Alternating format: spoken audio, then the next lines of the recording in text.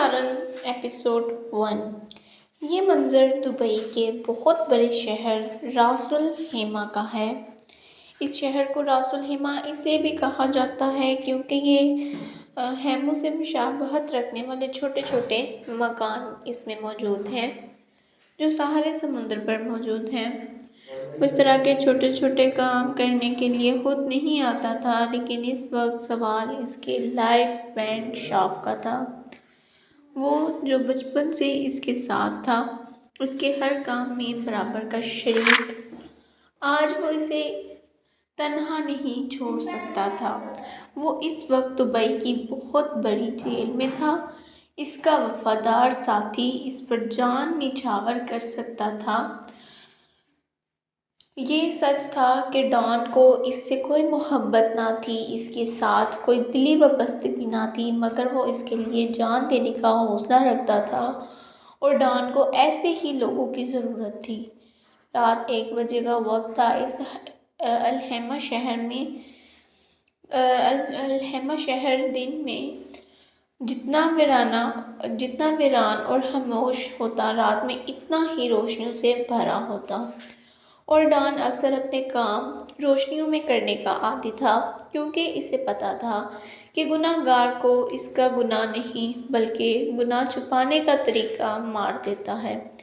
اس لیے وہ جو بھی کرتا کھلے عام کرتا، وہ اپنے کسی بھی کام میں کوئی غلطی نہیں کرتا۔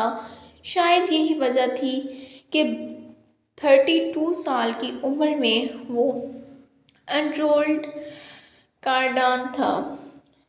گناہوں کی دنیا میں قدم رکھتے ہی ڈان نے اس شہر میں ڈان نامی کئی کیڑے مکوڑوں کو مسل ڈالا۔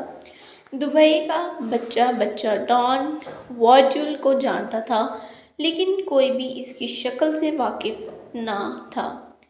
وہ اتنی صفائی اور ہوشیاری سے کام کرتا تھا کہ ساتھ کھڑے ہیزر کو بھی پتہ نہیں چلتا تھا۔ شارف بے گناہ نہیں تھا، اس نے بھی کئی گناہ کیے تھے، لیکن جس چیز کا الزام ابھی اسے دیا جا رہا تھا وہ اس نے نہیں کیا تھا، اور ڈان کو یہ منظور نہ تھا کہ اس کی ٹیم میں کسی کو اس طرح سے ٹارگٹ کیا جائے۔ اسے جن لوگوں سے مطلب نہ ہوتا، ان سے وہ کوئی تعلق نہیں رکھتا تھا، نہ ہی دوستی اور نہ ہی دشمنی۔ لیکن واسق ملک نے اسے سامنے سے للکارا تھا، اس کے لائف ہینڈ شاف پر الزام لگا کے اسے جیل کے اندر کروا دیا تھا، اور یہی چیز ڈان کو غصہ دلا رہی تھی۔ واسق ملک جو کہ فون پر اسے دھمکیاں دے چکا تھا کہ وہ شاف کو پھانسی کے پھندے تک پہنچائے گا، اس وقت اس سے چھپ کر ان چھوٹے چھوٹے مکانوں میں سے کسی ایک مکان میں تھا۔ اس نے واسق ملک کو کہا تھا کہ چھپنے سے بہتر ہے کہ وہ سامنے آ کر اس سے بات کرے، لیکن واسق ملک نے نہ مانا۔ اسی کی وجہ سے آج شارف 1 ہفتے سے زیادہ وقت سے جیل میں تھا۔ وہ ڈان کا لائف ہینڈ تھا۔ اسے جیل میں کسی چیز کی کمی نہ تھی، اے سی، ٹی وی، بیڈ، وہ ڈان کا خاص بندہ تھا، اسے ہر چیز مہیا کی گئی تھی، لیکن جیل سے زیادہ ڈان کو یہاں اس کی ضرورت تھی، جس کی وجہ سے اس کا باہر ہونا ضروری تھا۔ وہ تنگ گلی سے نکلتا ہوا ایک گھر کے اندر داخل ہوا، جہاں اس کے کچھ آدمی ایک آدمی کو زمین پر بٹھائے اس کے سر پر بندوقیں تانے کھڑے تھے۔ وہ بالکل خاموشی سے آ کر صوفے پر بیٹھ گیا۔ اس کے چہرے پر کوئی تاثر نہ تھا۔ واسق ملک نے ذرا سی نگاہ اٹھا کر اس کے چہرے کی طرف دیکھا۔ گھنے کالے بال جو پیچھے کی طرف کونی میں بندھے ہونے کے باوجود بھی ماتھے کو کور کیے ہوئے تھے، سرخ و سفید رنگت، سبز آنکھیں، ہلکی ہلکی داڑھی، ذرا ذرا سی مونچھ۔ وہ جب بات کرتا تھا اس کے گال پر ایک ڈمپل نمایاں ہوتا، لیکن یہ شخص ہنستا نہیں تھا، اس لیے آج تک جس نے بھی اس کے گال کا ڈمپل دیکھا تھا، اس سے بات کرتے ہوئے ہی دیکھا تھا۔ بے شک وہ عربی شہزادہ ہنستے ہوئے بھی قیامت ڈھاتا ہوگا۔ جب کاٹنے کی اوقات نہ ہو تو بھونکنا بھی نہیں چاہیے۔ وہ اس کے سامنے شان بے نیازی سے صوفے پر بیٹھا ہوا بولا، اب تک واسق ملک کو ڈان کے سامنے اپنی اوقات کا اندازہ اچھے سے ہو چکا تھا۔ وہ اتنے چھوٹے سے علاقے میں آ کر چھپ کے بیٹھ چکا تھا، لیکن ڈان نے اسے یہاں سے بھی ڈھونڈ نکالا۔ مجھے معاف کر دو ڈیول، مجھ سے غلطی ہو گئی۔ تم جیسا کہو گے میں ویسا کروں گا، پلیز مجھے مت مارنا۔ اسے جیسے ہی اندازہ ہوا کہ اب وہ ڈان سے بچ نہیں سکتا، وہ رونے لگا۔ تمہیں ثبوت چاہیے نا اپنے آدمی کے بے گناہ ہونے کا؟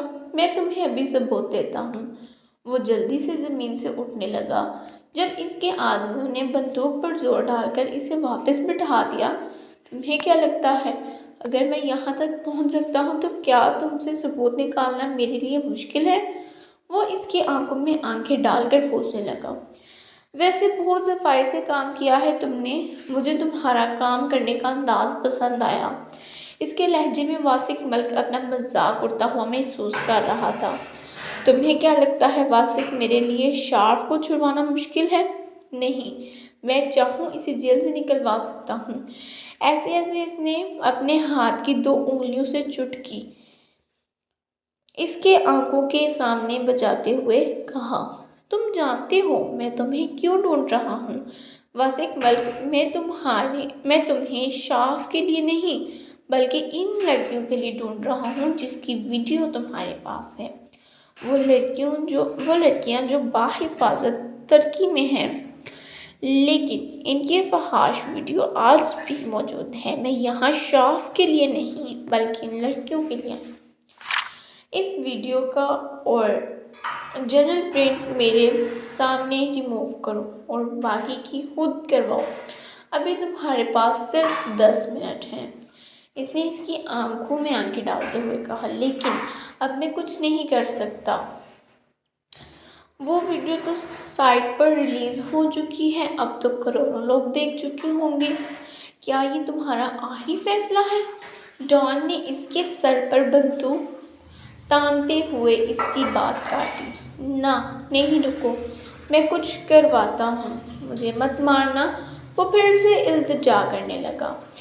10 منٹ ڈان کا لہجہ شفاف تھا اور پھر سامنے کھڑا شخص اسے اپنے کرتب دکھانے لگا۔